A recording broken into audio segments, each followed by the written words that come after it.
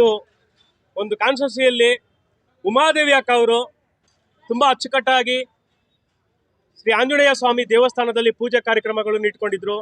ಇವತ್ತು ನಮ್ಮ ಬ್ಲಾಕ್ ಕಾಂಗ್ರೆಸ್ ಅಧ್ಯಕ್ಷರಾದಂಥ ಉತ್ರಳ್ಳಿಯ ಭಾಗದ ಅಧ್ಯಕ್ಷರಾದಂಥ ಪ್ರಸಾದ್ ಅಣ್ಣವರು, ಮತ್ತು ಶ್ರೀನಾಥ್ ಗೌಡ್ರವರು, ರಂಜಿತ್ ಅಣ್ಣ ಅವರು, ಗೋಪಿ ಅವರು, ವಿಜಯ್ ಕುಮಾರ್ ಅವರು, ಮತ್ತು ಇವ್ರನ್ನೆಲ್ಲರನ್ನು ಒಗ್ಗೂಡಿಸೋದಕ್ಕೆ ಗುಂಡ್ಮನಿ ಸೀನಣ್ಣವರು, ಮತ್ತು ಸಂತು ಪ್ರಶಾಂತ್ ಇವರೆಲ್ಲರೂ ಸಹ ಉಮಾದೇವಿ ಅಕ್ಕರ ಜೊತೆ ಕೈ ಜೋಡಿಸೋದಕ್ಕೋಸ್ಕರ ನಾವು ಈ ಭಾಗದಲ್ಲಿ ಉತ್ರಳ್ಳಿ ಭಾಗದಲ್ಲಿ ಮಹಿಳೆಯವ್ರನ್ನ ಒಂದು ಅವಕಾಶ ಕೊಟ್ಟಿದ್ದಾರೆ. ಈ ಮಹಿಳೆಯವರು ಹೋರಾಟ ಮಾಡ್ತಾ ಇದ್ದಾರೆ. ಸುಮಾರು ವರ್ಷಗಳಿಂದ ಮಹಿಳೆಯರು ಈ ಭಾಗದಲ್ಲಿ ಕಾಂಗ್ರೆಸ್ ಪಕ್ಷಕ್ಕಾಗಿ ದುಡಿದಿದ್ದಾರೆ. ಅವರಿಗೆ ಸಹ ಮುಂದಿನ ದಿನಗಳಲ್ಲಿ ಇವಾಗ ಆಕಾಂಕ್ಷಿಯಾಗಿದ್ದಾರೆ. ಮುಂದೆ ಅವರಿಗೆ ಟಿಕೆಟ್ ಸಿಕ್ಕಿ ಈ ಉತ್ರಳ್ಳಿ ಭಾಗದಲ್ಲಿ ಜಯಶಾಲಿಯಾಗಿ ಮೂಡಿ ಬರಬೇಕನ್ನೋದು ನಮ್ಮೆಲ್ಲರ ಆಸೆ. ಅಷ್ಟು ಮಾತ್ರ ಅಲ್ಲದೆ ಸಂಜೆ 4:05 ಉತ್ರಳ್ಳಿಯಲ್ಲಿ ಮತ್ತೆ ಒಂದು ಕಾರ್ಯಕ್ರಮ ಕೂಡ ಇಟ್ಕೊಂಡಿದ್ದೀವಿ. ಮತ್ತು ನೀವೆಲ್ಲರೂ ಉತ್ರಳ್ಳಿ ಜನಗಳು ಎಲ್ಲರೂ ಸೇರಬೇಕಾಗಿ ನಿಮ್ಮಲ್ಲಿ ವಿನಂತಿ. ಮತ್ತು ಈ ಉತ್ರಳ್ಳಿ ಭಾಗದಲ್ಲಿ ಅನೇಕ ಕಾರ್ಯಕ್ರಮಗಳು ಕೂಡ ಮಾಡಬೇಕಾಗುತ್ತೆ. ಈ ಉತ್ರಳ್ಳಿ ಭಾಗದ ಏನು ಸುಬ್ರಹ್ಮಣ್ಯಪುರ ವಾರ್ಡ್, ಮತ್ತು ವಸಂತಪುರ ವಾರ್ಡ್, ಮತ್ತು ಸಾರ್ವಭೌಮ ನಗರ ವಾರ್ಡ್, ಉತ್ರಳ್ಳಿ ವಾರ್ಡ್, ಈ 4 ವಾರ್ಡ್ಗಳನ್ನು ಸಹ ಅಭಿವೃದ್ಧಿಪಡಿಸೋದಕ್ಕೋಸ್ಕರ ಈ ಹೊಸದಾಗಿ ಒಂದು ಅಧ್ಯಕ್ಷರಾಗಿ ಪ್ರಸಾದ್ ಅಣ್ಣವರು ಆಯ್ಕೆಯಾಗಿದ್ದಾರೆ. ಅವ್ರಿಗೂ ಧನ್ಯವಾದಗಳನ್ನು ತಿಳಿಸೋಣ. ಅಷ್ಟು ಮಾತ್ರ ಅಲ್ಲದೆ ಇನ್ನು ಮುಂದೆ ಈ ಉತ್ರಳ್ಳಿ ಭಾಗದಲ್ಲಿ ಒಂದು ಕಾಂಗ್ರೆಸ್ ಬಾವುಟನ ಆರಿಸಬೇಕು, ಕಾಂಗ್ರೆಸ್ನ ಎತ್ತಿಡಿಬೇಕು. ಒಂದು ಮಹಿಳೆಯರು, ಪುರುಷರು ಪ್ರತಿಯೊಬ್ಬರು ಒಗ್ಗೂಟಾಗಿ ಸೇರಿ ರಾಜ್ಯದಲ್ಲಿ ನೂತನ ಮುಖ್ಯಮಂತ್ರಿಯಾಗಿ ಡಿ ಕೆ ಶಿವಕುಮಾರ್ ಸಾಹೇಬರು ನಮ್ಮ ಜೊತೆಲಿದ್ದಾರೆ. ನಾವು ಯಾವುದಕ್ಕೂ ಅಂಜುವಂಥದ್ದಿಲ್ಲ, ಭಯ ಪಡುವಂಥದ್ದಿಲ್ಲ. ಯಾಕಂತಂದರೆ ಅವರು ಸುಮ್ಮನೆ ಡಿ ಕೆ ಶಿವಕುಮಾರ್ ಆಗಿ ಬಂದಿಲ್ಲ. ಅವರು ಕನಕಪುರದ ಬಂಡೆಯಾಗಿ, ಸಾತನೂರಿನ ಹುಲಿಯಾಗಿ ಅವರು ಬಂದಿದ್ದಾರೆ. ಹಾಗಾಗಿ ಈ ಕನಕಪುರ ಭಾಗದ ಜನಗಳಿಗೂ, ಉತ್ರಳ್ಳಿ ಭಾಗದ ಜನಗಳಿಗೂ, ಕರ್ನಾಟಕದ ಜನಗಳಿಗೂ ಸಹ ಶುಭ ಕೋರುವವರು ಆಗಿದ್ದಾರೆ. ಅವರು ಡಿ ಕೆ ಶಿವಕುಮಾರ್ ಅವರ ಪದಗ್ರಹಣ ಕಾರ್ಯಕ್ರಮ ಇದು ರಾಜ್ಯಾದ್ಯಂತ ಜನರ ಆಶೀರ್ವಾದ, ಅವ್ರ ತಂದೆ ತಾಯಿ ಆಶೀರ್ವಾದ, ಹಿರಿಯರ ಆಶೀರ್ವಾದ, ಎಲ್ಲರ ಆಶೀರ್ವಾದದಿಂದ ಇವತ್ತು ಅವರು ಮುಖ್ಯಮಂತ್ರಿ ಪದಗ್ರಹಣ ಮಾಡ್ತಾ ಇದ್ದಾರೆ. ಇದು ಎಲ್ಲರಿಗೂ ಸಂತೋಷ ಆಗಿದೆ. ಇಡೀ ರಾಜ್ಯಾದ್ಯಂತ ವಿಜೃಂಭಣೆಯಿಂದ ಎಲ್ಲ ದೇವಸ್ಥಾನಗಳಲ್ಲಿ ಎಲ್ಲ ಕಡೆಗಳು ಸ್ವೀಟನ್ನು ಹಂಚೋ ಮೂಲಕ ಸಂತೋಷನ ವ್ಯಕ್ತಪಡಿಸ್ತಾ ಇದ್ದಾರೆ. ಈ ದಿನ ಇವತ್ತು ನಮ್ಮ ಉತ್ತಳ್ಳಿ ಭಾಗದ ಎಲ್ಲ ಅಕ್ಕಪಕ್ಕದ ಎಲ್ಲ ಕಾರ್ಯಕರ್ತರು ಎಲ್ಲರೂ ಬಂದಿದ್ದಾರೆ. ಇವತ್ತು ಪೂಜೆಯನ್ನು ಉತ್ತಳ್ಳಿ ಆಂಜನೇಯ ಸ್ವಾಮಿ ದೇವಸ್ಥಾನದಲ್ಲಿ ಪೂಜೆಯನ್ನು ಇಟ್ಕೊಂಡಿದ್ವಿ. ಅವರಿಗೆ ನಮ್ಮೆಲ್ಲರ ಇಂದನೂ ಅವರಿಗೆ ಒಂದು ಅಭಿನಂದನೆಗಳನ್ನ ಹೇಳ್ತೇನೆ. ಮತ್ತು ಮುಂದೆ ಇಡೀ ರಾಜ್ಯಾದ್ಯಂತ ಬೆಂಗಳೂರು ಎಲ್ಲ ಇನ್ನೂ ಹೆಚ್ಚು ಅಭಿವೃದ್ಧಿ ಆಗುತ್ತೆ ಅಂತ ನಾವೆಲ್ಲರೂ ಆಶೆ. ಇವತ್ತು ಚಾರ್ಜ್ ತಗೊತಾ ಇದ್ದಾರೆ. ಕರ್ನಾಟಕ ಅಭಿವೃದ್ಧಿ ಮಾಡಬೇಕು ಅಂತ ಅವರ ಗುರಿ ಇದೆ. ಮುಂದಿನ ದಿನಗಳಲ್ಲಿ ಕರ್ನಾಟಕವನ್ನು ಯಾವ ರೀತಿ ಅಭಿವೃದ್ಧಿ ಮಾಡ್ತಾರೆ ಅನ್ನೋದು ಇಂಪಾರ್ಟೆಂಟ್ ಆಗುತ್ತೆ.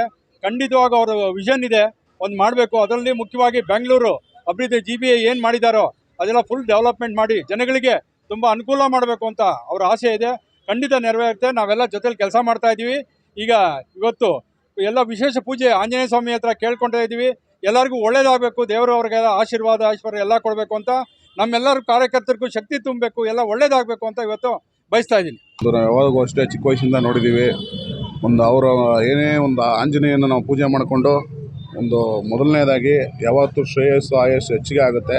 ಏನೇ ಇದು ತುಂಬ ಹಲವಾರು ನಮ್ಮಂಥ ಯೂತ್ಸ್ ಆಗ್ಬೋದು, ಇಲ್ಲ ಯಾರು ನಮ್ಮ ಕಾಂಗ್ರೆಸ್ ಪಕ್ಷದಲ್ಲೆಲ್ಲ ಕಟ್ಟಾಳುಗಳಿದ್ದಾರೆ, ಅವ್ರಿಗೊಂದು ಆಸೆ ಇತ್ತು. ನಮ್ಮ ಡಿ ಕೆ ಶಿವಕುಮಾರ್ ಸರ್ ಪಕ್ಷ ಸಂಘಟನೆ ಆಗಲಿ, ಮತ್ತು ಯಾವ್ದು ಈ ಮೇಕೆದಾಟು ಒಳ್ಳೊಳ್ಳೆ ಇದನ್ನು ಪಾದಯಾತ್ರೆ ಹಿಂದಿಡ್ದೆಲ್ಲ ತುಂಬ ಚೆನ್ನಾಗಿ ಮಾಡಿದ್ರು. ಅದೇ ಮುಂದಿನ ದಿನಗಳಲ್ಲಿ ಎಲ್ಲ ಕರ್ನಾಟಕ ರಾಜ್ಯದಲ್ಲಿ ಎಷ್ಟು ಜಿಲ್ಲೆಗಳಿದೆ ಎಲ್ಲ ಜಿಲ್ಲೆಗಳಿಗೂ ನೆಕ್ಸ್ಟು ಅಭಿವೃದ್ಧಿ ಅಧಿಕಾರರು ಅಂತಲೇ ಇವ್ರ ಹೆಸರು. ಟ್ರಬಲ್ ಶೂಟರ್ ಅಂತ ನಮ್ಮ ಕನಕಪುರದ ಬಂಡೆ ಅಂತಲೇ ಹೆಸರುವಾಸಿಯಾಗಿರೋ ನಮ್ಮ ಶಿವಕುಮಾರ್ ಅಣ್ಣ, ಮತ್ತು ಏನು ನಮ್ಮಂಥ ಯೂತ್ಸ್ನ ಎಷ್ಟೋ ಜನ ಮ್ಯಾನುಫ್ಯಾಕ್ಚರಿಂಗ್ ಒಂದು ಫ್ಯಾಕ್ಟ್ರಿ ಅಂತಲೇ ಹೇಳ್ಬೋದು DKS ಬ್ರದರ್ಸ್ಗೆ.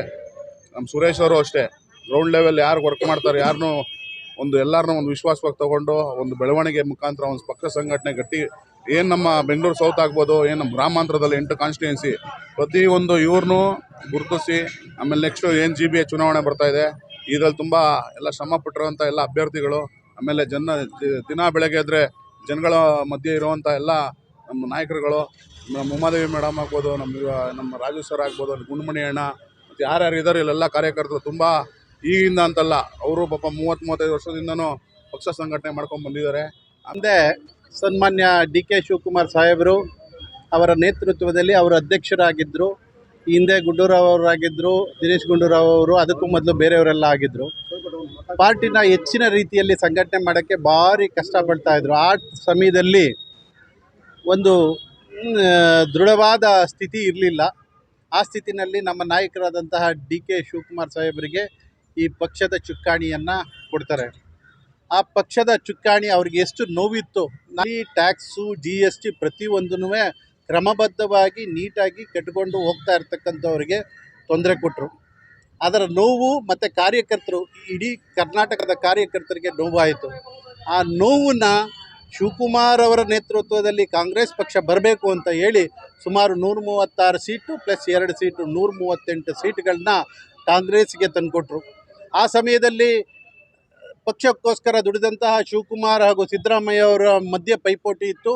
ಶಿವಕುಮಾರ್ ಸಾಹೇಬರಿಗೆ ಸಿಗಬೇಕಾಗಿತ್ತು. ಯುವ ಪಡೆ ಶಿವಕುಮಾರ್ ಅವರ ಹಿಂದೆ ನಿಂತು ಹಾಗೂ ಕರ್ನಾಟಕದಾದ್ಯಂತಹ ಶಿವಕುಮಾರ್ ಅವರಿಗೆ CM ಕೊಡಬೇಕು ಅಂತ ಎಲ್ಲರೂ ಒತ್ತಾಸೆಯಾಗಿತ್ತು. ಬಟ್ ಈ ದಿವಸ ಆ ದೇವರ ಕೃಪೆ, ಅವ್ರು ನಂಬಿರ್ತಕ್ಕಂತಹ ದೇವರುಗಳು ಕೆಂಕೇರಮ್ಮ, ಕಬ್ಬಾಳಮ್ಮ, ಬೆಡ್ದರ್ಸಮ್ಮ, ಅಜ್ಜಯ್ಯ ಎಲ್ಲರ ಆಶೀರ್ವಾದದಿಂದ ಆ ದೇವರು ಅವರ ಸ್ವಪ್ರಯತ್ನದಿಂದ, ಇದರಲ್ಲಿ ಬೇರೆಯವರ ಪ್ರಯತ್ನ ಇದೆ ಅಂತ ಹೇಳೋದು ಸುಳ್ಳು.